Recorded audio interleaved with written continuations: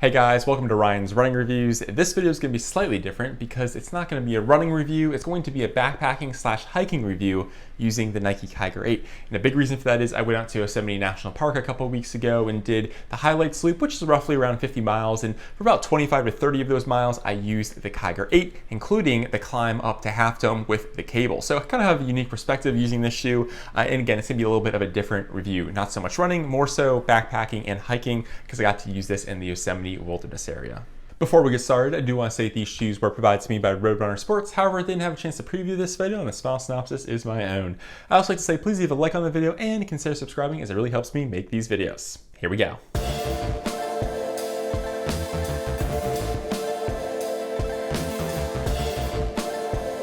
The Nike Terra Kiger 8 is designed to be a lightweight, more nimble, faster trail running shoe. It costs $140, has a 4mm drop, and comes in at the 10.5 ounce mark, which for a trail runner isn't too bad. It's not the lightest one out there, but I think compared to some of the other ones with more built up elements, it definitely is, I guess, slightly towards the lighter end of things. And compared to last year, the shoe does go up in weight, a couple tenths of an ounce, nothing too crazy, and we do get a brand new upper. And speaking of the upper, we get a really interesting two-layer design. The top layer is this open grid-like mesh with these massive holes, has a very durable feel to it, and then underneath that, we get an internal sock liner that connects to the tongue. So it's a fully gusseted tongue, kind of connects into an internal booty construction. This keeps debris from getting from your foot. However, the internal sock liner in this top thick open air mesh isn't connected. So I did have an issue where some stuff would get stuck between that top layer of mesh and the internal liner. I wish they would fuse maybe the liner to the mesh, but I realized that kind of creates a different feel. But I did have some instances where debris would get in there and then get stuck between this mesh that isn't connected, or the thin liner isn't connected to that top mesh. So it helps with breathability. It's incredibly breathable just because there's maximum airflow. Again, these holes on that top layer are incredibly wide, and then the liner is very thin, but this creates this gap where stuff can get in there and get stuck, which wouldn't happen, I think, if they basically fuse that liner to the top layer of mesh. The other thing I'll say is it does fit true to size, but it has a relatively wide toe box. I appreciated this because when you're going downhill, your toes kind of have room to not slam against the front of the shoe, and allows your toes to kind of sprawl out. I was very happy with the room of the toe box. That may be an issue for some people who like a more snug, more locked in fit, but for me, it worked well, especially while backpacking and hiking. Again, really wide toe box, maybe go down half a size if you want a more kind of locked or snug fit, but for me, fit true to size, and I appreciated the extra room, especially in the width of the toe box. And moving to the top of the shoe, we get this plastic overlay section which acts as the toe guard. In my opinion, this didn't work very well. I wish they would add some plastic reinforcement or something maybe a little bit more sturdy, just because it didn't do its job. Yes, it's better than just having a mesh section there, but I really felt every tree and rock that I kicked. The tongue, like I mentioned before, is gusseted. It connects to that internal liner, which helps keep debris getting directly to your foot. There are strategic foam blocks placed on the top of the tongue to help give you a little bit of protection from the lace pressure. And the lacing system itself is pretty darn durable. The upper kind of laps over around itself. You get some thicker material compared to the mesh on both sides. And I thought the lockdown was very good. It kept my foot well connected to the shoe, didn't have any issues. And because there is a wider toe box, I didn't feel like I was slamming into the front of the shoe, especially when going down Half Dome. So if you've ever seen Half Dome, it's a pretty darn steep descent, and I was quite happy with having a nice lockdown of the foot and having enough room in the toe box. I never felt like my toes were slamming into the front, which I've had some issues with some other boots and things like that when you're going downhill consistently. So going down Half Dome, I have video of it. I'll try to throw it on screen. I'll show you guys what that looks like. It's a lot better to have a wider toe box and a really good secure fit. And I think the Kiger did excellent in that area. Moving to the back of the shoe, you get some strategic foam that kind of wraps around the top of your foot and sits above your heel, kind of clips you in. I thought it was rather comfortable. The heel counter is pretty much non-existent. It's a very flexible heel. It worked well. I wish there was maybe a little bit more padding, but overall it was comfortable, and I didn't have any heel slipping, no blisters or anything like that. The lockdown story of the Kiger 8, I think, is a good news story here, and I was very happy with it. The midsole features a Nike Air Zoom bag directly under your forefoot, and then the rest of the foam is going to be Nike React, which I'm a big fan of. It's a lot balancier, has more life to it over a longer period of time compared to conventional EVA foam midsoles. However, the midsole didn't provide the most plush experience. I think the shoe looks a lot softer than it is. Your foot sits lower in the midsole, so the foam sidewalls kind of come up, kind of contains your foot, which is a good thing and part of the reason the shoe fits so well, but there's going to be less foam between your heel and the ground. Now the forefoot, because you do have that Air Zoom bag, I thought it worked well. I was actually kind of happy with the experience. It's just a different sensation. You're able to bottom it out fairly easily, but it does give you a unique experience. I will say you can feel the sides of the airbag, so that's also kind of an interesting sensation.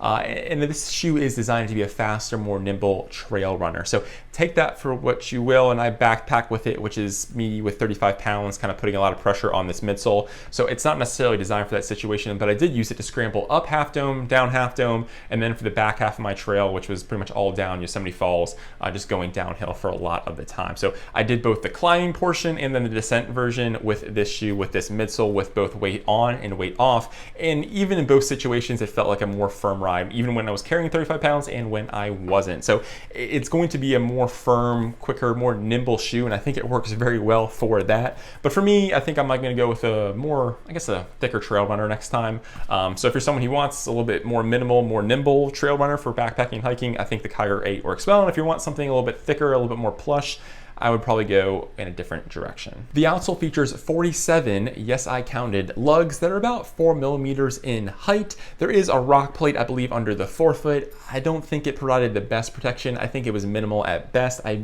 pretty much noticed every root rock I stepped on. You bottom out that Air Zoom bag fairly easily, and it's a rather minimal shoe. You can pretty much just bend and twist this thing all over the place. So it's a more minimal setup here. It says it has a rock plate. I don't think it did the best thing ever. It probably helps better than nothing, but it's not a truly protective rock plate experience.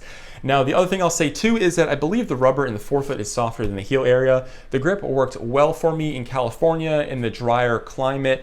There wasn't as much moisture out there. When we hit snow, I switched to my boots, and then I pretty much switched back to my trail runners when it was a more dry setup, because this isn't a waterproof shoe. The other thing I'll say too is I wish it was a waterproof shoe, because then that would help with stuff getting inside. I'll talk about that later. But overall, with regard to the grip, it worked well for me when climbing Half Dome, rock scrambling, hiking, and everything like that. I really didn't have a bad experience with the grip. I know some people say they don't like the grip here, but in California and Yosemite, over about 30 some miles, it worked really well. So those are the basic facts about the shoe. Let's talk about what I liked and what I didn't like so much. The first big positive for me was the lockdown and fit of the upper. I really appreciated how wide the toe box was, allowed my toes to sprawl out and kept them from jamming in to the front of the shoe.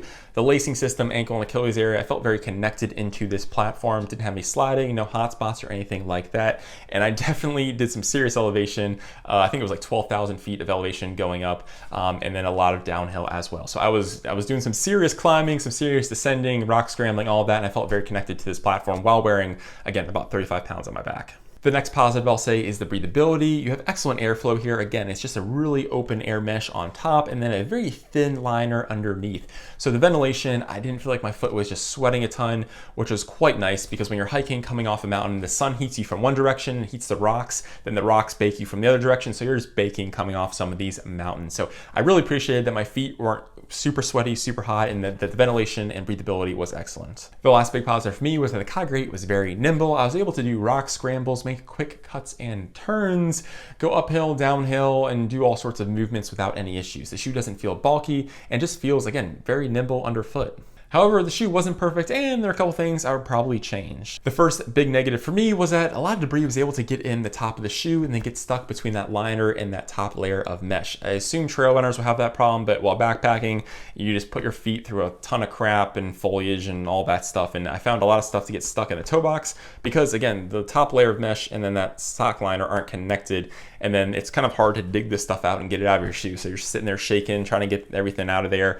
So I wish they would maybe connect the two or figure out some kind of method to not have this large gap between the two layers of upper. The next thing I would probably change is the toe guard. I felt like it was basically useless. It's just a thin plastic overlay. I felt every rock and every branch that I kicked. I wish they would just bump up the plastic a little bit more, make it a little bit more strategic or something like that. I think anything would be better than this kind of plastic toe guard they have here. The last negative for me was there's a lot of ground feel here. Again, not the most plush experience, which is fine, depends what you're looking for. But the rock plate, I don't know if it really did its job. I just felt every rock, every acorn, every branch that I stepped on. This is a more nimble, faster trail runner, so I kind of get that, but you kind of start to feel it after a while, especially if you're on a long run or hike, and I definitely felt those sharp rocks underfoot. Now, luckily in Yosemite, you're hiking on like a lot of like granite and basically have a lot of great trail maintenance, so it's practically just stone steps for a decent portion of it. But when you do get into some areas where it's just rocky, or trees have fallen, you're stepping over branches, you really do feel that directly under your foot. So in my experience, would I recommend the Kiger 8 for a true backpacking experience? I would say probably not. I think this is a great day hiking shoe. If you're just doing a quick 8 to 15 miles, I think this will work very well. It's lighter, more nimble, very breathable, has pretty darn good traction in my opinion for non-humid or non-slick environments.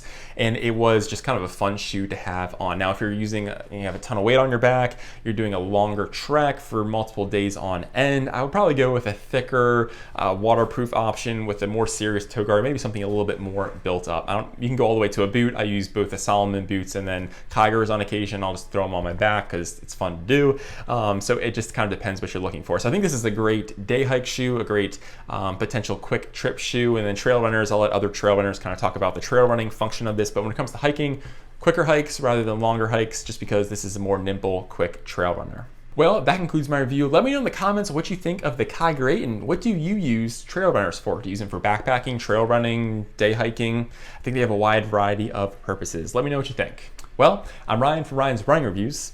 Catch you guys on the next one. Thanks.